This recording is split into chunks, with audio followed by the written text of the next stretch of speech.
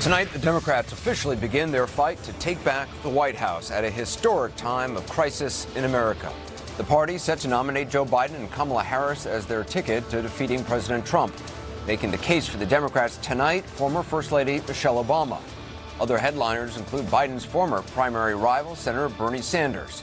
Welcome to CNN special coverage of the Democratic National Convention. I'm Anderson Cooper. This will not be like any convention that we have seen before, ever, as the coronavirus changes the way we do everything. Let's go to Wolf Blitzer in the CNN Election Center. Wolf, it's going to be a streamlined, made-for-TV event. What more can we expect? Anderson, Democrats will put the pandemic and President Trump's response front and center, along with other huge challenges facing the nation right now. Speakers spread out across the country will drive those issues home.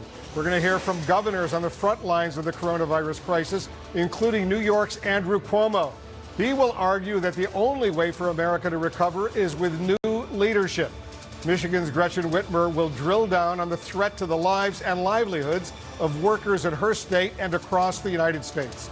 We're covering it all with our political team, including Jake Tapper, Dana Bash, and Abby Phillip. Jake, I understand you have new details on the big speeches tonight. That's right, Wolf. Michelle Obama is the headliner, and we're told her remarks will be very different from what one might expect from a former First Lady, as she updates her call from 4 years ago that when, quote, they go low, we go high, unquote. She'll explain how that mantra applies now in the context of what she sees as 4 chaotic and divisive years under President Trump. We will soon find out just how pointed she is willing to get in her criticisms. We know she will serve as a sort of character witness about Joe Biden, the man she saw tested during his 8 years as her husband's vice president, tested during policy fights, and of course, when his son, Beau, died of brain cancer.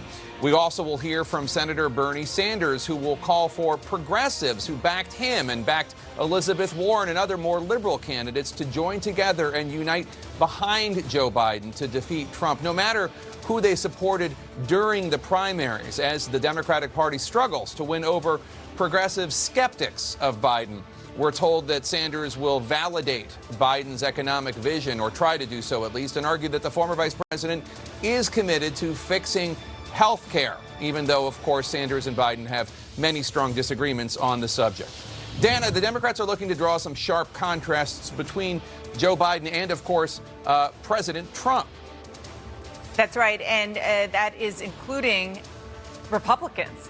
There are Republicans who are going to speak tonight, and that includes the former Ohio Governor John Kasich, who is an outspoken opponent of President Trump going back to their 2016 primary fight. But tonight he's going to argue that by going beyond just criticizing the president, actually backing his Democratic rival, that Kasich, who is a self-described lifelong Republican, is putting the country before politics. And he's going to encourage Republican voters like him who don't like the president but are worried about the ideological differences with Joe Biden to put that aside the way that John Kasich will.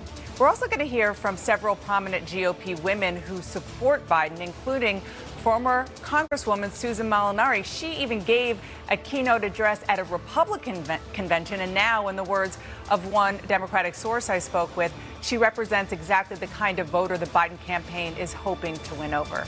So the Democrats are making a very strong, very open appeal to Republicans tonight, knowing that the outcome of this election could hinge on 2016 Trump voters now turned off by the president. And Abby, Democrats have more on their focus tonight.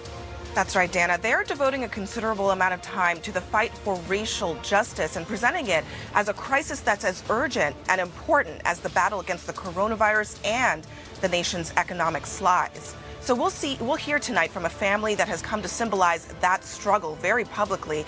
We have learned that the relatives of George Floyd will address the convention from Texas.